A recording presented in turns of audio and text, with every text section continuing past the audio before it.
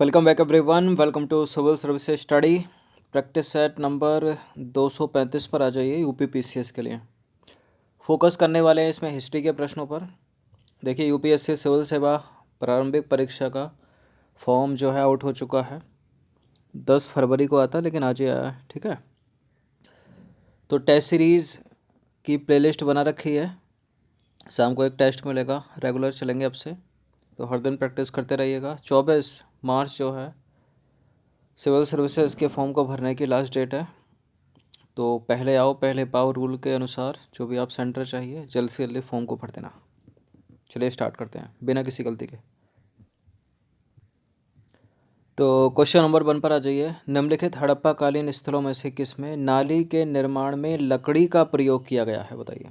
लोथल, राखीगढ़ी, कालीबंगा या आलमगीरपुर।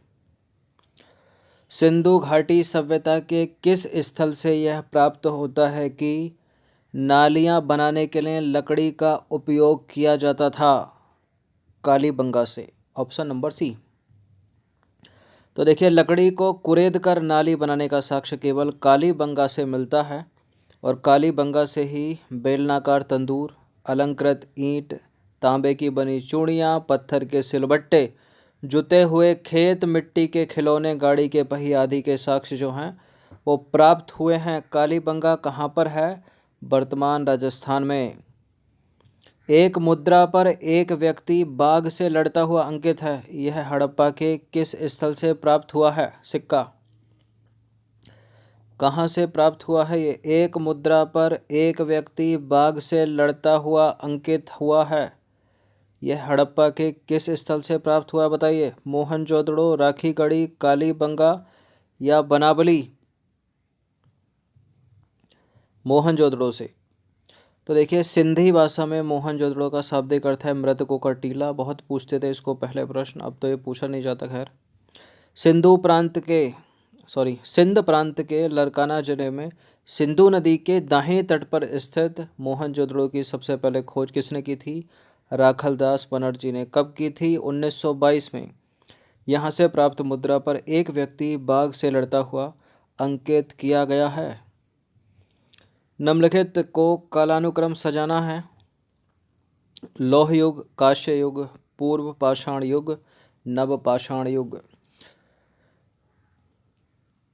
बताइए। पृथ्वी पर जब जीवन की उत्पत्ति हुई, जब मानव की उत्पत्ति हुई, हमारे पूर्वज जंगलों में रहा करते थे, कंद और मूल खाया करते थे। ठीक है, कंद मतलब तना और मूल मतलब जड़। धीरे धीरे धीरे धीरे जीवन का विकास हुआ। आग जलाने लगा, भोजन पकाकर खाने लगा, कपड़े पहनने लगा, और वर्तमान में यूपीएससी सिविल सेवा की तैयारी करने लगा। ठीक है, तो चलो ये कालानुक्रम सजाइए। सबसे पहले तो पाषाण ये, ठीक है, पुरा पाषाण, मध्य पाषाण, फिर उसके बाद नव पाषाण। ठीक है, इस तरह से चलता है ना। तो पूर्व पाषाण सबसे पहले हो जाएगा, उसके बाद हो जाएगा नव पाषाण, बीच में मध्य पाषाण। ठीक है, उसके बाद आएगा कांस्य युग यानी सिंधु घाटी की सभ्यता। उसके बाद आएगी वैदिक सभ्यता यानी लौह युग, उत्तर वैदिक। तो लगा दो 3 4 2 1, 3 4 2 1 कहीं है क्या? 3 4 2 1। तो उपकरणों की विभिन्नता के आधार पर संपूर्ण पाषाणकालीन संस्कृति को 3 मुख्य चरणों में विभाजित किया गया है। पुरा पाषाण काल, मध्य पाषाण काल और नव पाषाण काल। पुरा पाषाण काल को भी 3 काल में विभाजित किया गया है, जिसमें पहला है पूर्व पाषाण काल, दूसरा व तीसरा है क्रमशः मध्य पाषाण काल और उच्च पुरा पाषाण काल। नव पाषाण काल के उपरांत कांस्य युग आता है। ठीक है, यानी हड़प्पा सभ्यता एक कांस्य युगीन सभ्यता थी। लोहे का ज्ञान इनको नहीं हुआ था, जबकि भारत में लोहे युग का आरंभ हुआ या प्रारंभ हुआ उत्तर वैदिक काल से। ठीक है, और एक चीज़ और याद रखना, काले पालिशदार, ठीक है, काले और लाल पालिशदार बर्तन हैं सिंधु घाटी की सभ्यता में, और चित्रित जो बर्तन है या मृदु भांड जिनको बोलते हैं वो है वैदिक सभ्यता में। याद रखना। क्वेश्चन नंबर 4 पर आ जाइए। निम्नलिखित में से वैदिक साहित्य में कौन सम्मिलित नहीं है? संहिताएं, स्मृतियां, अरण्यक या उपनिषद। वैदिक साहित्य में सम्मिलित हैं संहिताएं, वैदिक साहित्य में सम्मिलित हैं उपनिषद, वैदिक साहित्य में सम्मिलित हैं अणक, स्मृतियां नहीं हैं बी। तो वैदिक वैदिक साहित्य को श्रुति भी कहा जाता है। श्रुति का शाब्दिक अर्थ है सुना हुआ। संहिताएं, अरण्यक, उपनिषद और ब्राह्मण ग्रंथ वैदिक साहित्य में शामिल हैं, जबकि स्मृतियों की रचना सूत्र काल में हुई है।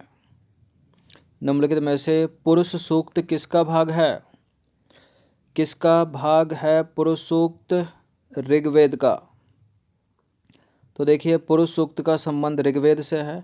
ऋग्वेद के 10वें मंडल में पुरुष सूक्त में 4 वर्णों की उत्पत्ति का वर्णन जो है वो मिलता है। ऋग्वेद के 10वें मंडल के पूर्ण सूक्त में, पुरुष सूक्त में जो है वो 4 वर्णों की उत्पत्ति का वर्णन मिलता है। और ये भी पूछ लिया था सामवेद का किससे, संगीत का किस संबंध किसमें सामवेद से मिला, जादू टोना किससे मिला अथर्ववेद से, यज्ञ किससे मिला, ठीक है, ये भी पूछ लेता है यजुर्वेद। क्वेश्चन नंबर 6 पर आ जाइए। निम्नलिखित में से बुद्ध की आकृति उत्कीर्ण है, बताइए। बुद्ध की आकृति उत्कीर्ण है समुद्रगुप्त के सिक्कों पर या कनिष्क प्रथम के सिक्कों पर या हर्ष के सिक्कों पर? कनिष्क प्रथम के सिक्कों पर। तो कुषाण शासक कनिष्क प्रथम के सिक्कों पर बुद्ध की आकृति उत्कीर्ण है। इंपॉर्टेंट है, बहुत पूछते हैं इसको। देखिए प्रसिद्ध जैन शिक्षक स्थूलभद्र का जन्म निम्नलिखित में से कहाँ हुआ था? प्रसिद्ध जैन शिक्षक स्थूलभद्र का जन्म कहाँ पर हुआ था? पाटलिपुत्र में हुआ था। तो प्रसिद्ध जैन शिक्षक स्थूलभद्र का जन्म हुआ था पाटलिपुत्र में। क्वेश्चन नंबर 8 पर आ जाइए। निम्नलिखित में से वत्स जनपद की राजधानी कहाँ थी? ये जनपद राजधानी है, ये बहुत पूछते हैं मैच करने के लिए। तो वत्स की थी कौशाम्बी। तो वत्स जनपद में आधुनिक प्रयागराज का क्षेत्र जो है वो सम्मिलित था। इसकी राजधानी कौशाम्बी थी। बुद्ध काल में यहाँ पौरव वंश का शासन था। यहाँ का शासक था उदयन। उदयन को प्रसिद्ध बौद्ध भिक्षु पिंडोला ने बौद्ध मत में दीक्षित किया था। निम्नलिखित में से किसकी पहचान कुसुमपुर से की जाती है? कुसुमपुर कौन है? कौशाम्बी है या पाटलिपुत्र है? पाटलिपुत्र। तो पाटलिपुत्र को कुसुमपुर के नाम से भी जाना जाता है। उदयन ने अपने शासनकाल के दौरान गंगा और सोन नदियों के संगम पर पाटलिपुत्र नामक नगर की स्थापना की थी। उसने राजगृह से अपनी राजधानी पाटलिपुत्र ले गया था वो। निम्नलिखित में से कौन चंद्रगुप्त मौर्य के शासनकाल में सौराष्ट्र का प्रांतीय गवर्नर था? चंद्रगुप्त मौर्य के शासनकाल में सौराष्ट्र यानी वर्तमान का गुजरात का प्रांतीय गवर्नर कौन था, बताइए। कौन था इनमें? कौन था? पुष्यगुप्त था, ठीक है। तो चंद्रगुप्त मौर्य के शासनकाल में सौराष्ट्र का प्रांतीय गवर्नर पुष्यगुप्त तथा अशोक के समय कौन था? तुशास्य यहाँ का प्रशासक था। और सुदर्शन झील जो गिरनार गुजरात में स्थित है, इस झील का निर्माण जो है वो चंद्रगुप्त मौर्य के आदेश से पुष्यगुप्त ने करवाया था। निर्माण की बात हो रही है, ठीक है, जीर्णोद्धार की नहीं। क्वेश्चन नंबर 11 पर आ जाइए। बुद्ध धम्म एवं संघ के प्रति अशोक की प्रगाढ़ आस्था का उल्लेख निम्नलिखित में से किस अभिलेख में मिलता है? किस अभिलेख में मिलता है? भ्राबु लघु शिलालेख।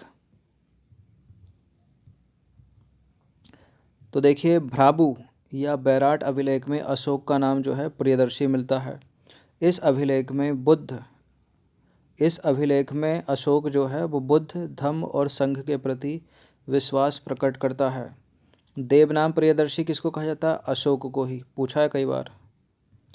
क्वेश्चन नंबर 12 पर आ जाइए। अशोक ने अपने समकालीन शासकों से मैत्रीपूर्ण संबंध बनाए रखे, इसका उल्लेख उसके कहाँ से मिलता है, बताइए। लघु शिलालेख प्रथम में है, स्तंभ लेख 7 में है, बैराट अभिलेख में है या शिलालेख 13 में है? अशोक ने अपने समकालीन शासकों से मैत्रीपूर्ण संबंध बनाए रखे थे, इसका उल्लेख कहाँ से मिलता है? शिलालेख 13वें शिलालेख से। तो मौर्य शासक अशोक के 13वें शिलालेख से यह ज्ञात होता है कि अशोक के 5 यवन राजाओं के साथ मैत्रीपूर्ण संबंध थे, जिनमें एंटियोक द्वितीय थियोस सीरिया का शासक था और तुर्मे मिस्र का शासक था। एंटियोकस जो था, एंटियोकस गोनातास मैसिडोनिया का राजा था और मेगारस साइरीन का शासक था। अलेक्जेंडर एपिरस का राजा था। ठीक है। विम कड़फिसेस के सिक्कों पर किस हिंदू देवता का अंकन किया गया है?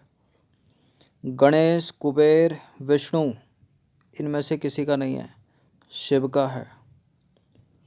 तो देखिए विम कड़फिसेस ने सोने और तांबे के सिक्के चलाए थे।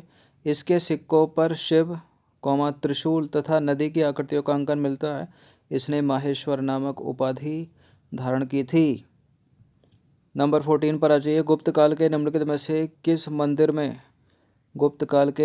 से किस मंदिर में शिव पार्वती संगीत वाद्यों के निर्माण उकेरे गए हैं? बताइए कहाँ पर? नचना कुठार मंदिर, ऑप्शन नंबर बी। तो गुप्त काल के मंदिर नचना कोठार में शिव पार्वती मंदिर के साथ साथ ऐसे भी मंदिर हैं जिसमें संगीत वाद्यों के साथ साथ मूर्तियां उकेरी गई हैं। ठीक है। क्वेश्चन नंबर 15 पर आ जाइए। राजा हर्ष की पराजय का संदर्भ निम्नलिखित में से किस अभिलेख में मिलता है? राजा हर्ष की पराजय का संदर्भ निम्नलिखित में से किस अभिलेख में मिलता है? ऐहोल अभिलेख में। ऐहोल अभिलेख से कई प्रश्न पूछे गए हैं। ठीक है।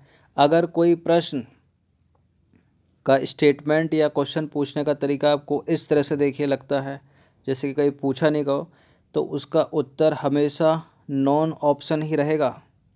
ठीक है। क्योंकि एग्जामिनर भी सोचता है जो भी चीज़ उसने 10 से 15 वर्षों में पूछी उसे और किस किस नाम से जाना जाता है, उस काल में और क्या क्या हुआ। ठीक है। उस चीज़ से कौन कौन सी चीज़ें जुड़ी हुई हैं।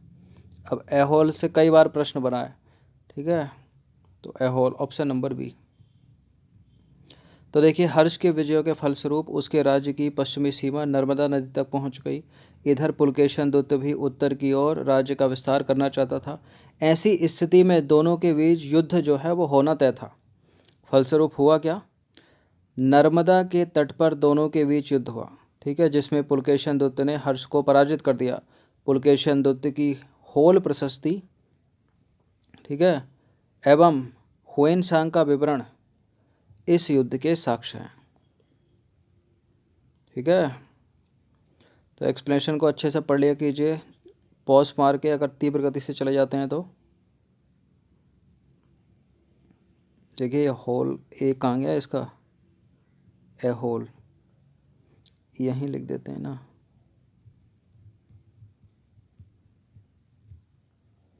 चलिए इस पूरी की पूरी टेस्ट सीरीज़ की लिंक आपको डिस्क्रिप्शन बॉक्स में मिल जाएगा। वहाँ पर आप टेस्ट नंबर 1 से लेकर 235 तक पहुँच सकते हो।